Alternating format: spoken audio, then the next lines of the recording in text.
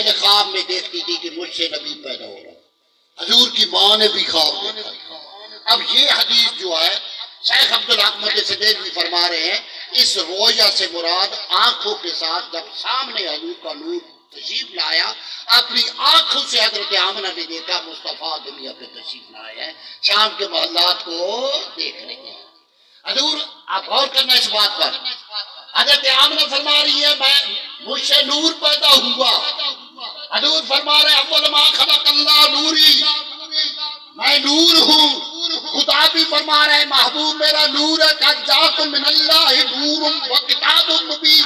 تمہارے پاس آیا رب کی طرف سے ایک نور دوسری کتاب روشن. و نور سے مراد محمد ہے. سب مفسرین لکھ رہے ہیں. وہ کتاب مبین سے مراد قرآن مجید ہے. وہ عاطفہ ہے. پہلے سے کچھ اور مراد ہے بعد سے کچھ اور مراد ہے.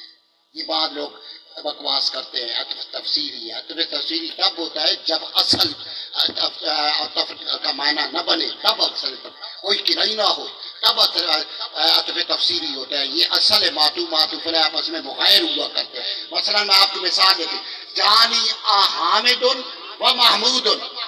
میرے پاس آیا حامد اور محمود. اب یہ نہیں کہ وہ حامد ہی محمود ہے.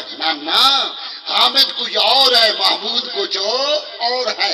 نور کچھ اور ہے.